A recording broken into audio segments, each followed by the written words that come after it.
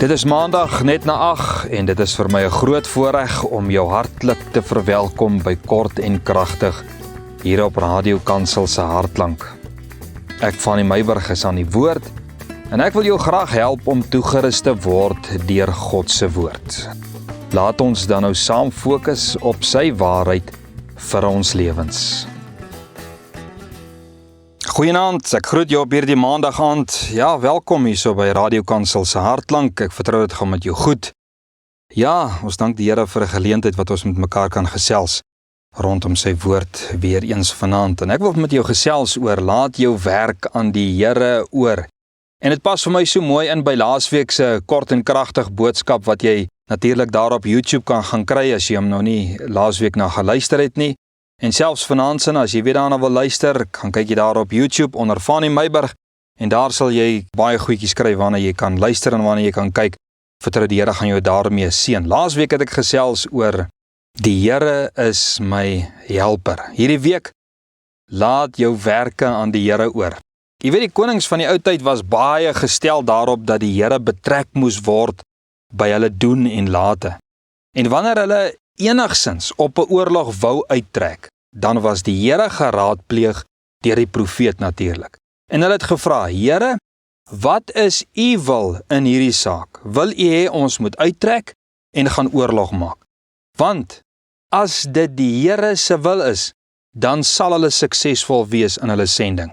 So hulle het die hemelse betrek vir hulle aardse sake. Hoor mooi, hulle het die hemelse betrek vir hulle aardse sake. En as jy gaan kyk na die verhaal van Biliam en die donkie, wat het daar gebeur? Julle sal onthou. Hierdie was ook 'n geval waar 'n koning teen Israel wou optrek en hy het Biliam laat kom om 'n vloek oor Israel uit te spreek, sodat hulle teen Israel kon uittrek en hulle natuurlik kon verslaan het. En ons weet hoe God in hierdie geval deurgekom het vir Israel. God het nie toegelaat dat 'n heidense profeet 'n vloek oor Israel spreek nie. Ek meen, daar moet waarde in wees, nee? Daar moet krag wees in hierdie vloeke. Want as daar nie krag in dit was nie, hoekom het die Here dan net vir Biliam gelos dat hy gaan nie? In geval, dit is 'n gedagte vir 'n ander dag. En ek sê dit vir jou net om die gedagte vas te maak vanaand. Dit was die norm dat die bonatuurlike betrek word by die menslike handelinge. So, wat die konings van die volk van die Here gedoen het, was om hulle werke aan die Here oor te laat. Dis waaroor ons vanaand gesels. Laat jou werke aan die Here oor. In hulle besluitnemings het hulle God betrek. En ek sien ook in die verhaal van Agab, né? Hy was 'n goddelose koning. En dat ek vir jou sê, was hy nie goddeloos nie. Jy moet 'n bietjie daar gaan lees in 1 Konings. Wat se tipe goddelose man was Agab gewees? So goddeloos dat God 'n plan beraam het om hom as koning uit die kussings uit te lig. Maar ten spyte van die feit dat hy 'n goddelose koning was, het hy nog steeds profete laat kom om vir hom seker te maak by God of hy kan uittrek teen sy vyande en hoe God ingetree het. Agab se handelinge gerig het deur die profete om hom uit die kussings te lig. Hy het sy werk aan die Here oorgelaat, maak nie saak hoe goddeloos hy was nie. En God het sy eie wil laat geskied in Agab se lewe. En God se wil was dat Agab sou sterf en dit het so gebeur. Ek gee nie vanaand vir jou negatiewe boodskap nie. Ek sê maar net vir jou, die mens se norm was, die koning se norm in hulle lewe was, kom ons betrek die bonatuurlike by die aardse, kom ons betrek die hemelse by ons aardse sake. Nou kom ek sê vir jou vanaand, as die konings met groot weermagte en vermoëns en alle middele tot hulle beskikking, selfs om in vennootskap met ander konings in te gaan, dit nodig geag het om God by hulle besluitnemings en lewens te betrek, vra ek vanaand vir jou. Hoeveel te meer moet ons, wat ook menslik is, met dalk heel wat minder middele en vermoëns tot ons beskikking as die konings, hoeveel te meer moet ons nie dieselfde doen nie? Dit is immers die apostel se woorde daar in Jakobus 4, wat hy sê, in plaas van dat julle sê, as die Here wil, in plaas van dat julle sê, as die Here wil en ons lewe, dan sal ons dit of dat doen. En Jesus leer ons immers net, dink 'n bietjie mooi aan die gebed, wat Jesus ons leer, dat ons altyd ruimte sal laat tot sy wil vir ons lewens. Die Here gee vir ons hierdie kosbare gebed. Laat u wil geskied. En dit is ons sending deur God se woord, om die erns van, om ons werke aan die Here oor te laat, te besef, en so toe te pas. Kind van die Here, dis 'n saak van erns, dat ons die Here sal betrek, die hemelse sal betrek by ons aardse handelinge. So kom ons lees, dan kyk ons gou kort en kragtig vanaand daarna. Spreuke 16 vers 1. Hy sê die planne van die hart is van die mens. Sien jy, daar's 'n plan in die hart van die mens, soos wat daar in jou hart en in my hart planne is. Daar's maar altyd 'n plan of 6 of 10 of 1000 in 'n ou se hart. Maar die antwoord van die tong kom van die Here. Sien jy, daar's 'n plan en daar is 'n antwoord. Al die weë van 'n man is suiwer in sy oë. Sien jy? Die weë van 'n man is suiwer in sy oë, maar die Here toets die geeste. Dis nie te sê as jy iets beplan, is dit reg nie. Maar die Here ken 'n ou se hart. Die Here weet wat is die beste en jou intensies van jou hart. Daarom sê hy, laat jou werk aan die Here oor, dan sal jou planne uitgevoer word. Alles het die Here gemaak vir sy doel. Alles het die Here gemaak vir sy doel. Ja, ook die goddelose vir die dag van onheil. Julle onthou wat ek julle gesê het van Agab? Elke hoogmoedige van hart is vir die Here gruwel. Dis nou vers 5. Sekerlik, hy sal nie ongestraf bly nie. Ons tweede skrif, Spreuke 19 vers 21. Baie planne, hier kom nog een, nê? Baie planne is in 'n man se hart, maar die raad van die Here, die sal bestaan. Heel eerste het ons skrif gesê, die antwoord. Daar's planne in 'n man se hart, maar die antwoord van die Here. Hier is planne is in 'n man se hart, maar die raad van die Here, die sal bestaan. Spreuke 21 vers 31 sê, hy sê die perd word reggemaak vir die dag van geveg. Maar die oorwinning is deur die Here. Sien jy, die antwoord kom van die Here, die raad kom van die Here en die oorwinning kom van die Here. Laat jou werk aan die Here oor. Spreuke 16 vers 1 sê, ons het baie planne, maar ons soek antwoorde op ons planne. Is die plan van die hart reg en is dit opreg? En Salomo rig ons om soos die konings vanouds, God sal betrek vir antwoorde op ons planne. Jy sien, die koning het die plan, maar wat is die opdrag? Wat is die antwoord aan die manskappe? Gaan ons optrek? Gaan ons terugstaan? Die antwoord is krities belangrik. As ons nie optrek nie, dan mag ander konings dalk dink julle is cowards, julle is swakkelinge. Maar God weet wat is goed vir jou koningskap. God weet wat is goed vir jou manskap. God weet wat is goed vir jou toerusting. God weet of dit nou goed is vir die koninkryk, se ekonomie. God weet of dit goed is vir die koninkryk se welstand. Hulle mag dalk wen, nie? Jy mag dalk uittrek op die oorlog. Maar die verlies mag so groot wees dat hulle toekomstige gevegte heeltemal boedel sal moet oorgee. Maar as ons optrek, dan mag ons dalk ook verloor. Jy sien, dit gaan nie oor die trots van die koning nie, maar oor die wil en die allerwysheid en die voorkennis van die Here in die betrokke saak. Dalk wil God hê, jy moet gaan veg, al kom jy voor as onvermoond en voel jy in jou hart nie opgewasse nie. Maar God se wil is so, en wanneer jy optrek, sal God in al sy mag aanskou. Deur jou karigheid en gees en vlees sal jy God se krag sien. Wat is die beginsel? Laat jou werke aan die Here oor. Maar nou sê Spreuke 19 vers 21, byna dieselfde ding, maar 'n ander kinkel. Baie planne is in die mens se hart, maar die raad van die Here sal bestaan. Sien jy? Die antwoord en nou kom die raad. Die planne is daar, ons het 'n antwoord nodig. Die antwoord kom van die Here. Die planne is daar, maar ons soek raad. Hier gaan dit nie net oor die antwoord van die Here nie, maar hier gaan dit oor die raad van die Here. Die engel sê counsel of die plan. Met ander woorde, die planne is in die mens se hart, maar die counsel kom van die Here. Die ware plan kom van die Here. Die advies kom van God. Dis nie net ja en nee nie, dis nie net 'n antwoord nie, maar hoe en waar en wanneer en wat. Dis advies en raad en 'n plan van God. En dit is soos Gideon se weermag, nê? Voordat hy gaan veg het. Julle kan 'n bietjie daar gaan lees in Rigters. Wie wat vra hy? Hy vra vir die ouens, wie is bang? Gaan huis toe. Jy sien, hier is waar die kennis inkom, die wysheid van God inkom. Hy het 'n plan vir die oorlog. Maar hoe gaan ons die oorlog ingaan? Ja, die Here gee die antwoord. Trek op, julle sal wen. Wat is die kennis? Wat is die insig? Wat is die wysheid agter die saak? En hy kom met hierdie briljante gedagte na vore, wees bang, gaan huis toe. Dis wysheid. Hoekom? Bang soldate is kwesbaar en impulsief. Hulle gaan onnodig hulle lewens verloor. Stuur hulle eerder huis toe. Jy sien, Gideon se werke was aan die Here oorgelaat. Dit is maklik om met getalle 'n goeie impression te gaan maak, maar getalle wen nie soseer die oorlog nie. Dis skiel en waagmoed en vreesloosheid. Kind van die Here, soos Gideon, moet jy jou werke aan God oorlaat. Jy benodig kennis, jy benodig insig vir jou volgende stap. Jy wil miskien 'n nuwe besigheid begin, jy wil jou bediening uitbrei, jy wil nuwe areas betree, jy wil grense oorsteek. Jy het miskien 'n nuwe onderneming wat jy wil aanpak, jy het miskien 'n belegging wat jy wil maak, 'n nuwe taak wat jy wil aanpak.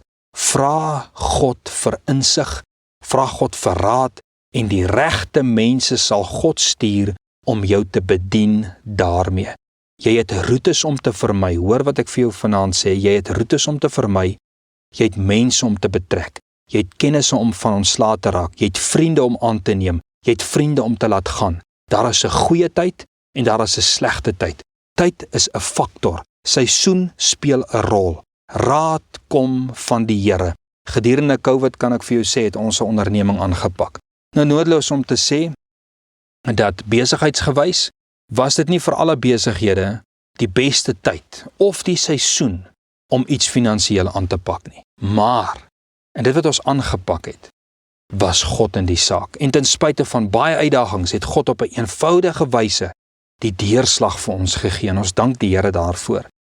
Die gedagte is, laat jou werke aan die Here oor. God sal jou van die nodige insig en raad voorsien vir die taak. En nou kom ons natuurlik daarby Spreuke 21 vers 31, die laaste gedeelte van ons verse, of die laaste skrifgedeelte. Die perd word reggemaak vir die dag van die geveg, maar die oorwinning is deur die Here.